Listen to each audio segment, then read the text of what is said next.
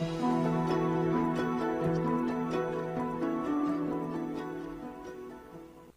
pé de quê? De perto quero ver. Que fruta dá? Cadê que flor? Que cor saber? Terá sabor. Vai ter um pau, Brasil. Um pé de quê? Vermelho ou verde? Que te quero Ver qual é de pé. na terra até caber na tela da TV. Um pé de quê? Legal, né? O século XV marcou a expansão marítima. Dominar as águas em suas promissoras novas terras era dominar a rota comercial e garantir poder econômico e político aos reinos. Navegar era preciso. Foi assim que, em 1500, Pedro Álvares Cabral chegou ao Brasil liderando uma frota de potentes caravelas. As caravelas, desenvolvidas pelos portugueses, eram navios velozes e fáceis de manobrar. O seu casco era feito de carvalho e suas grandes velas, bem como todo o cordame, eram feitas de cânhamo. Esse casaco é feito de cânhamo. A fibra do cânhamo é muito mais resistente que o algodão. Por isso, durante séculos, ele teve um papel decisivo no poderio econômico de reinos como Portugal, Espanha, Inglaterra. Todos investiram em cultivar nas suas colônias a planta responsável pela fibra do cânhamo. Uma planta espalhou suas sementes pelo mundo e veio a se tornar talvez a mais polêmica da história da civilização, a cannabis. Pé de quê? De pé. Quero ver que fruta dá. Cadê que flor? Que cor saber? Terá sabor. Vai ter um pau, Brasil. Um pé de quê? Vermelho ou verde? Que te quero ver qual é de pé na terra até caber na tela da TV. Pé de quê? A cannabis convive com o homem há pelo menos 10 mil anos, desde a descoberta da agricultura no Velho Mundo. Ela foi a primeira planta cultivada sem ser para a gente comer. Da fibra do cânhamo, os nossos antepassados aprenderam a fazer cordas, tecidos e mais tarde papel. Desde que os chineses inventaram o papel, o cânhamo foi utilizado para sua fabricação. Também Gutenberg, o inventor da imprensa, imprimiu seus livros em cânhamo. E até a Constituição dos Estados Unidos, aprovada em 1787, foi escrita em papel de cânhamo. É bom lembrar que não era apenas esse uso como fibra, como papel, a iluminação pública, por exemplo. A segunda fonte de óleo, antes da iluminação a gás ou elétrica, era óleo de cânhamo. O primeiro era óleo de baleia. Depois, a pintura. Uma boa parte das tinturas da pintura eram feitas de óleo de cânhamo.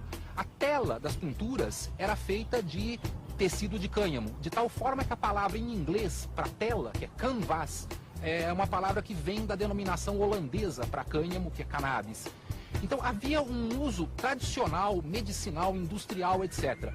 Além da importância econômica e cultural que teve na Europa, a cannabis também era conhecida pelos seus potenciais medicinais. Num livro chinês de fármacos, datado de 2737 a.C., a resina do cânhamo aparece indicada para diversos males. Também a medicina indiana receitava cannabis como analgésico, anticonvulsionante, expectorante e afrodisíaco. O uso mais tradicional na antiguidade era a cannabis ou seus derivados ingeridos, seja na forma líquida ou mesmo sólida. Eram usos tanto para fins, enfim, de consolo da dor, como para apaziguar náuseas, como antinauseante, e particularmente para afecções gastrointestinais, para, enfim, dores de estômago, diarreias, e servia, enfim, como uma espécie de relaxante geral, né? Além desse uso tópico do óleo, por exemplo, nos mamilos de mulheres que amamentavam, era muito comum para rachaduras do mamilo se passar o óleo de cannabis. De certa forma, foram esses potenciais medicinais que fizeram a igreja se manifestar pela primeira vez contra a cannabis. Em 1484, o Papa Inocêncio VIII declarou o uso da cannabis um sacrilégio, porque a erva era usada pelos curandeiros que a Inquisição perseguia. 8 anos depois, ignorando esse sacrilégio, Cristóvão Colombo levou sementes de cannabis para plantar nas novas terras espanholas. 2 séculos depois, a Inglaterra ia fazer a mesma coisa numa certa ilha do Caribe.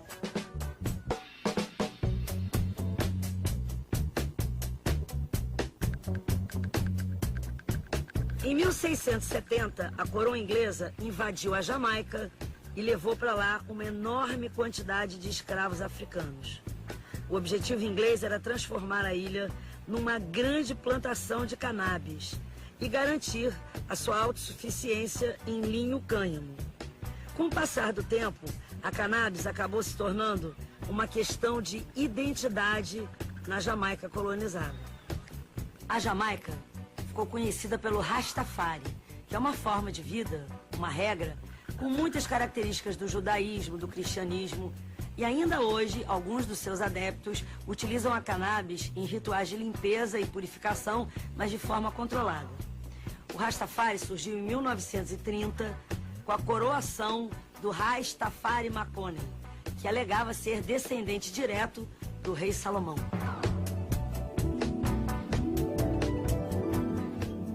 A cannabis é considerada uma substância enteógena. Enteógeno quer dizer aquilo que desperta Deus dentro de nós. Assim pensavam também os assírios, os sacerdotes taoístas, os sufis e até o início do século XIX algumas linhas do candomblé. Todos usavam cannabis nos seus rituais. A referência mais antiga à cannabis vem da Índia. Nos livros sagrados do hinduísmo, os Vedas, escritos há 1500 anos antes de Cristo, a cannabis aparece como o alimento predileto do deus Shiva. Para os indianos, tomar bang, como eles chamam a cannabis, é entrar em comunhão com Shiva. A cannabis é originária da Ásia Central, ao norte do Afeganistão, nos pés do Himalaia. Dali, disseminou-se por toda a Ásia e depois pela Europa e África. Dentre as várias espécies de cannabis, as mais conhecidas são a sativa, a índica e a ruderalis. Tirando a altura, as 3 têm a mesma morfologia. As folhas são finamente recortadas em segmentos lineares. As flores têm pelos granulosos e nas plantas fêmeas segregam uma resina de propriedades psicoativas, altamente encontrada na espécie sativa. Já o caule produz a fibra de cânhamo, cuja espécie mais indicada para extração é a ruderalis. A cannabis índica é a espécie mais rasteira e de folhas largas.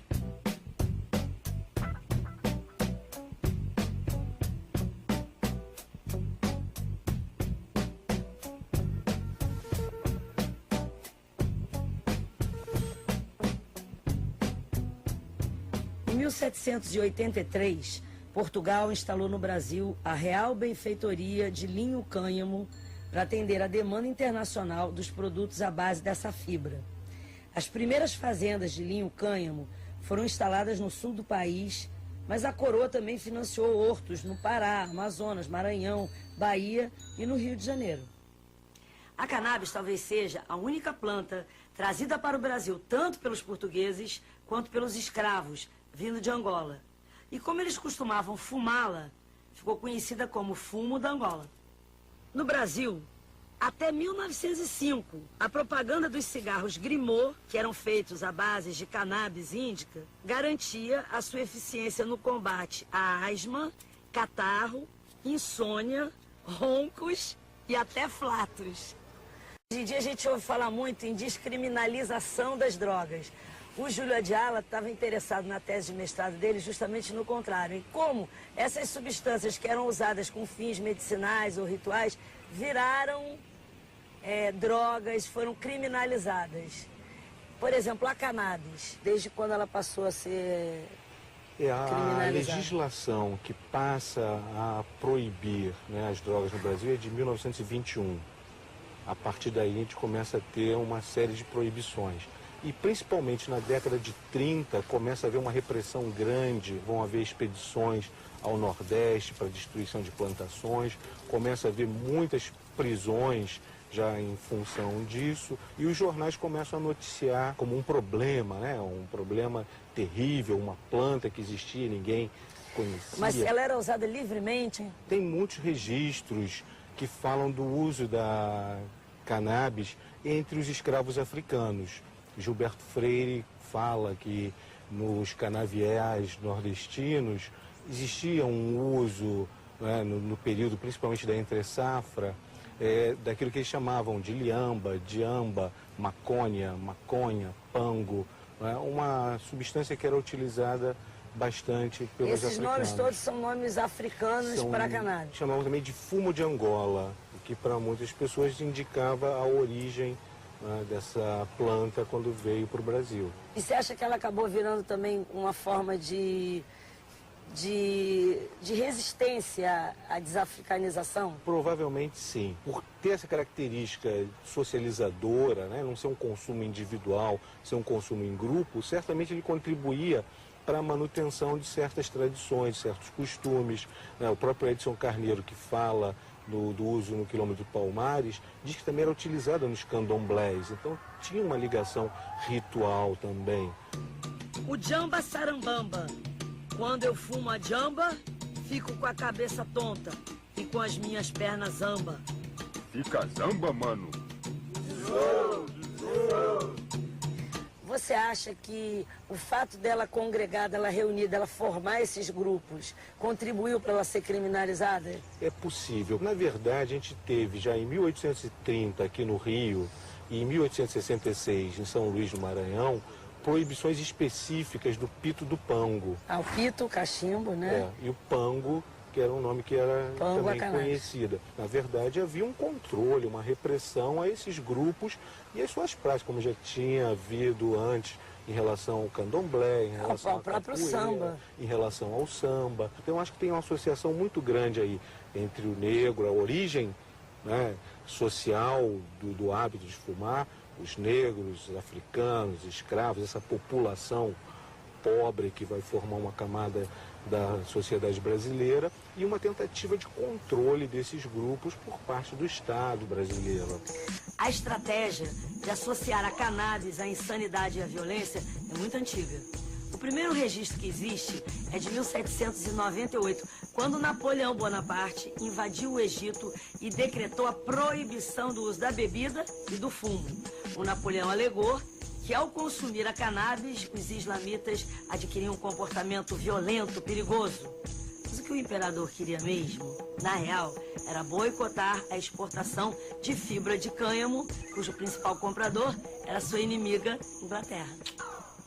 A inversão, digamos assim, de uma substância que era considerada uma medicina absolutamente tradicional, com usos industriais, econômicos, para se transformar numa espécie de fantasma, de droga temida, quase demonizada, ela está muito ligada ao fenômeno da lei seca. Na verdade, os Estados Unidos, a partir de 1919 até 1933, vão adotar a proibição do álcool. Isso é resultado de vários fatores, entre outros o puritanismo de certas vertentes protestantes que achavam que era preciso abolir qualquer fonte de tentação, no caso uma droga, e não geri-la de uma maneira, enfim, moderada, etc. Bom, a lei seca acaba em 1933. Com o final da lei seca, 4 anos depois vem a proibição da cannabis. Então ela preenche um pouco o vácuo de uma máquina repressiva que surgiu para combater os traficantes de álcool e também para a máquina policial, que perde um dos principais objetos, enfim, da sua ação, que era a perseguição ao comércio clandestino de álcool. Isso se soma a um outro elemento, que é a perseguição a certas minorias étnicas. Era uma época em que trabalhadores mexicanos iam muito aos Estados Unidos e traziam um hábito que no México era tradicional, inclusive a palavra em inglês marihuana vem dessa origem. Então o William Randolph Hearst, que era o famoso personagem que o Orson Welles depois se baseou para fazer o filme Cidadão Kane, ele tinha uma série de jornais que começaram a fazer essa campanha de forma sistemática. Ele também tinha perdido territórios que ele tinha para plantio de árvores, para produção de celulose no México, devido à Revolução Mexicana. Então ele tinha ficado particularmente irritado com os mexicanos e fez toda essa campanha. Então houve uma espécie de mistura de vários elementos, uma campanha para substituir matérias-primas que deixam de ser essas da fonte do cânhamo e passam a ser matérias-primas sintéticas. Então a fibra vegetal é substituída pelo nylon ou por fibras petroquímicas. Por outro lado, uma estigmatização de comunidades de trabalhadores imigrantes. E por outro, a indústria farmacêutica também busca patentear produtos que são resultado, enfim, de pesquisas da indústria farmacêutica e que servem para as mesmas finalidades que antigamente se usava os derivados de cannabis. Então são vários interesses que se somam para construir uma espécie de fantasma.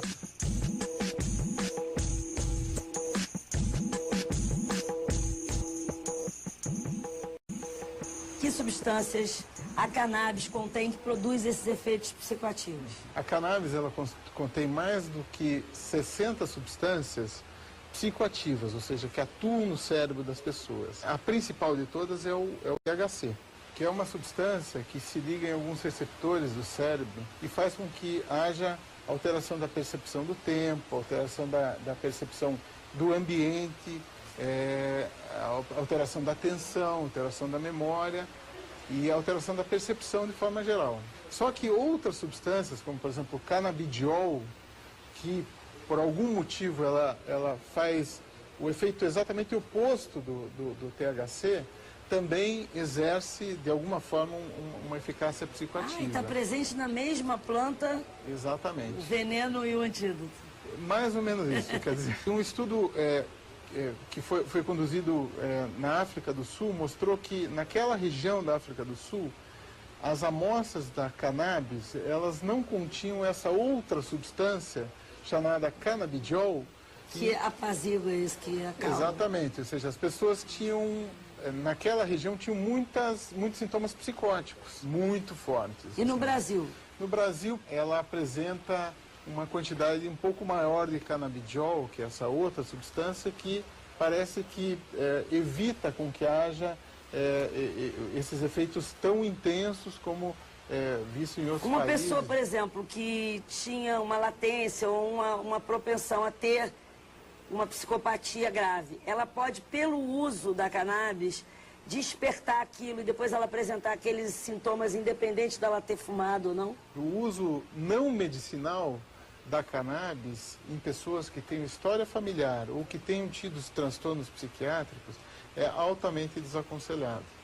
Entendi. Então, o solo é fértil, assim, e às vezes a cannabis é a semente que cai para... Como é que funciona quimicamente, mecanicamente? Chega uma substância tipo o THC. O que acontece dentro da cabeça da gente? No final da década de 80, alguns pesquisadores descobriram que havia um receptor em algumas regiões do cérebro, nos neurônios de algumas regiões do cérebro, em que o THC se acoplava, se ligava. Deus não iria criar um receptor no cérebro dos seres humanos para que um dia ele se encontrasse com o THC e falasse assim, ó, muito prazer THC, eu sou o receptor canabinoide, nós vamos nos encontrar aqui e agora vamos ter um efeito. A grande novidade no começo da década de 90 foi de que o nosso cérebro produzisse uma maconha endógena. A descoberta do sistema canabinoide abriu uma via, não só para entender mais... Interessantíssima e nova. Exatamente, não só para entender os efeitos adversos do uso da cannabis, entender os efeitos eventualmente benéficos dessa substância e possibilidade de produzir novas medicações que podem beneficiar uma série de pessoas. A cannabis poderia ser usada com que outros fins medicinais? Tem uma indicação para glaucoma, tem indicação para, como eu já falei, assim, dores musculares, dores neuropáticas.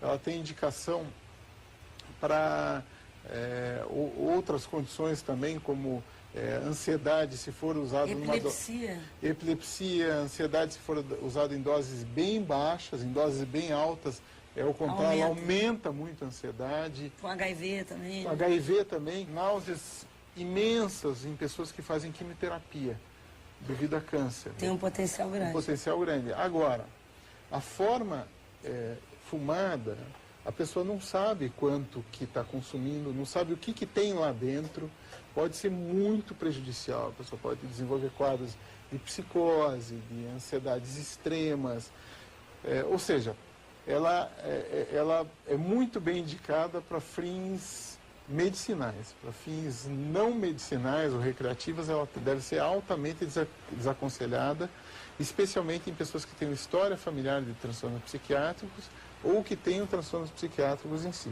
Tem um monte de gente que tem dúvidas e que queria fazer umas perguntas para você. Então agora a gente vai lá para a rua. É verdade que a cannabis mata os neurônios?